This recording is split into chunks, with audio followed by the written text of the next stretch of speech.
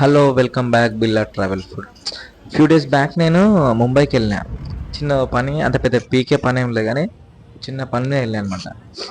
So అక్కడికి వెళ్ళిన తర్వాత డైరెక్ట్ ట్రైన్లో జనరల్నే వెళ్ళిపోయినాం, లో బడ్జెట్ కాబట్టి మనది. సో అక్కడ రూమ్ కోసం ఫుల్ దమ్ అయిపోయింది. సో ఇక్కడ సన్ సిటీ అని చెప్పేసి ఒకటి, లైక్ రూమ్స్ కాదు, ఇది హాస్టల్. హాస్టల్ టైప్ లాంటిది. మాకు బెడ్ ఇచ్చారు, ఈచ్ వన్ పర్సన్కి 350 రూపీస్ ఛార్జ్ చేసిండు. బట్ మస్తు ఉంది, ఏసీ విత్ ఏసీ తోటి అనమాట ఇది. చాలా neatness, washrooms, water facility super అంటే సూపర్ ఉంది అసలు రూము.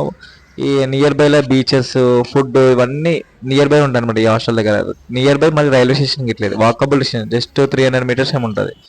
అక్కడనే టిఫిన్ సెంటర్ ఉండే, టిఫిన్ తిన్నాం మంచిగా. ఓకే, 2 ప్లేట్స్ దాకా తిన్నాం అనమాట. కానీ టిఫిన్ మాత్రం ఇది ఒక్కటే బెస్ట్ ఇంకా ముంబైలో. ఫస్ట్ టైం తిన్నా నేను. మిగిలిన మొత్తం చెత్త ఫుడ్ మొత్తం. అసలు తినలేము. అసలు హైదరాబాద్ నుంచి వెళ్ళి, తెలంగాణ నుంచి వెళ్ళి పోయిన వాళ్ళు మాత్రం ముంబైలో బతకాలంటే కష్టం అంటే మస్తు కష్టం. ఇక ఫస్ట్ డే మొత్తం నార్మల్గా తిరిగినాం. సెకండ్ డే మొత్తం ఇక ముంబై తిరిగినాం. ఇంకా ఇక మాకు చిన్న చిన్న ప్లేసెస్ ఉంటాయి చూసినావా, ఫేమస్ ప్లేసెస్, చర్చిలు కానీ ఫేమస్, అవన్నీ తిరిగినాం ఆల్మోస్ట్. కొంచెం కవర్ చేయలే, బట్ ముంబై అంతా కవర్ చేయలే, కొంచెమే తిరిగినాం. దాని తర్వాత కొన్ని ఎండకి చెరుకు రసం తాగినాం. ఈ తర్వాత గేట్ ఆఫ్ ఇండియాకి వెళ్ళినాం నైట్. ఇక్కడ స్పెండ్ చేయడానికి బీచ్ ఉంది పక్కకి, ఇది గేట్ ఆఫ్ ఇండియా, బట్ అంత ఫీల్ అనిపించలే నాకు. దాని తర్వాత రిటర్న్ అయిపోయినా. దీంట్లో మెయిన్ పాయింట్ వచ్చేసి నేను ముంబైలో 10 రూపాయల నుంచి ₹1,00,00,000 దాకా బతికేటోళ్ళు ఇట్లా ఉన్నారు. బట్ దాంట్లో ఫుడ్కి, బెడ్కి చచ్చేటోళ్ళు ఎంతమంది తెలుసా? చాలా మంది అంటే చాలా మంది ఉన్నారు అసలుకి.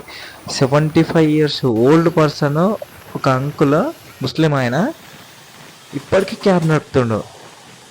ఆయన ఒక చిన్న మాట చెప్పిండు, లైక్ ఏంటంటే ఆయనకి 30 yearsకి డయాబెటీస్ వచ్చిందంట.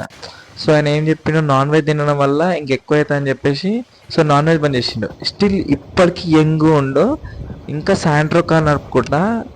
అసలు ఎంత పర్ఫెక్ట్ నడుపుతుండంటే అసలుకి అంకుల్, అంత పర్ఫెక్ట్ ఉండో, అంత స్టేబుల్గా ఉండనమాట.